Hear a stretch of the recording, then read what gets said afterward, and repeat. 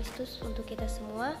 Bertemu kembali dengan Ibu dalam pelajaran pendidikan agama Katolik dan budi pekerti di kelas 10. Nah, anak-anak, Ibu harap kalian bisa mengikuti pembelajaran dengan baik dan tetap semangat.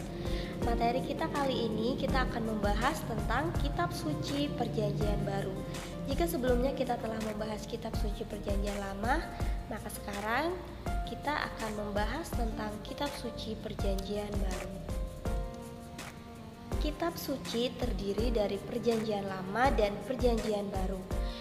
Disebut perjanjian karena memang berisi perjanjian antara Allah dengan umat Israel. Sedangkan Perjanjian Baru mengisahkan perjanjian antara Allah dengan umat manusia dalam dan melalui Yesus Kristus. Jadi, kata perjanjian digunakan untuk menunjukkan jalinan istimewa antara Allah dengan manusia. Jadi, iman dan keyakinan mengenai kitab suci bukan seperti sekedar membaca surat kabar atau cerpen ya, melainkan kitab yang dipakai Allah untuk bersabda.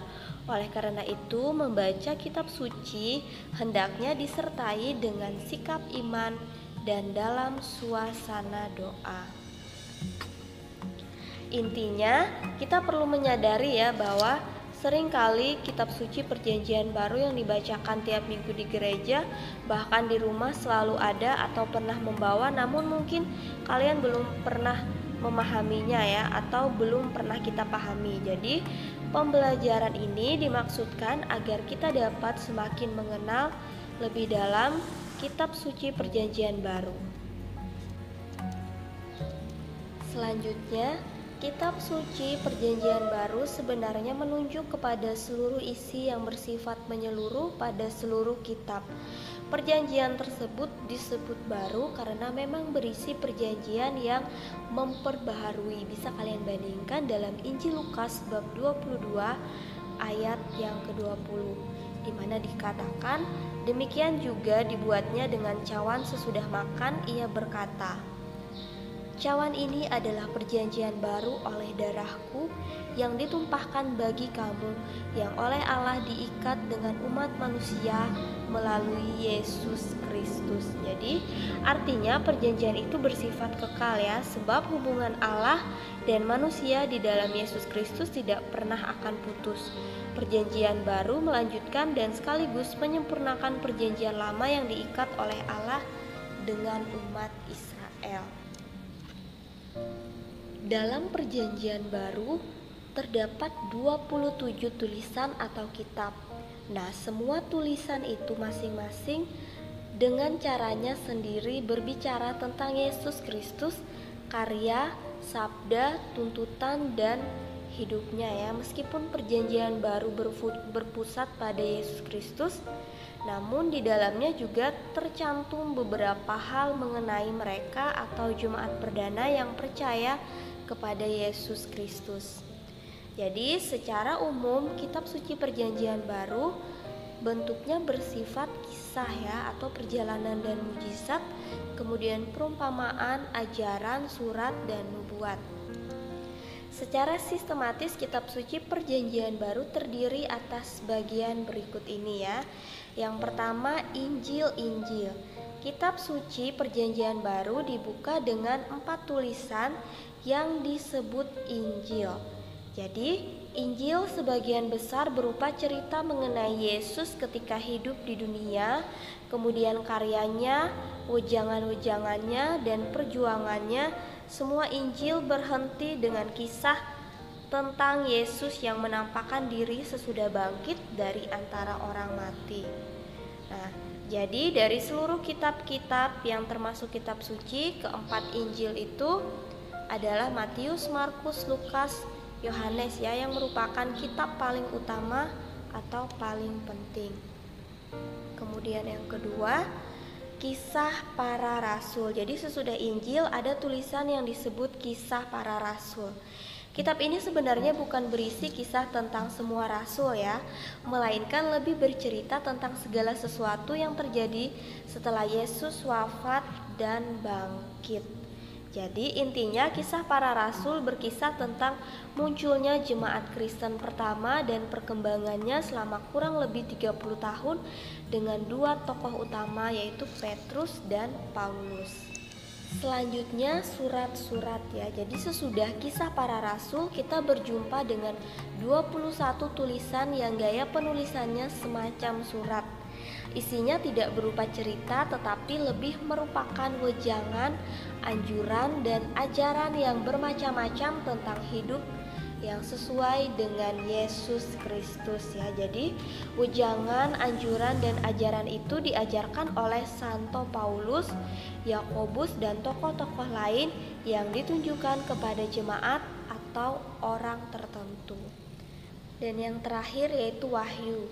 Sebagai penutup dicantumkan kisah Wahyu Yohanes ya. Jadi meskipun karangannya berupa surat, sebenarnya kitab ini berisi serangkaian penglihatan mengenai hal ikhwal umat Kristen dan dunia seluruhnya ya. Jadi kitab ini terarah ke masa depan ya, masa terakhir atau akhir zaman yang sebenarnya merupakan rangkuman atau penegasan tentang karya keselamatan Allah.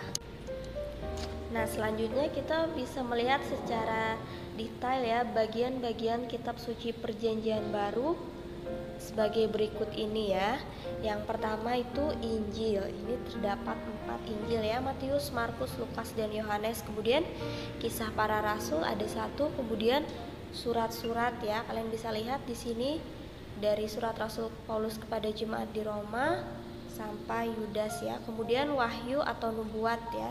Wahyu kepada Yohanes. Jadi ke-27 kitab yang termasuk atau terdapat dalam kitab suci Perjanjian Baru tentu saja juga tidak langsung jadi ya, tetapi melalui proses yang tidak sebentar, jadi kurang lebih 100 tahun. Pada bagian ini kita dapat membahas bagaimana proses terjadinya kitab suci Perjanjian Baru. Ketika Yesus masih hidup, tidak seorang pun di antara murid-muridnya yang mencatat tentang apa yang ia lakukan atau apa yang ia katakan atau tentang kehidupannya ya. Bahkan sesudah kebangkitan, para murid yang memperoleh semangat dan keyakinan baru akan Yesus Kristus mulai bercerita dan mewartakan Yesus Kristus sebagai kegenapan janji Allah sebagai Tuhan dan juga juru selamat ya.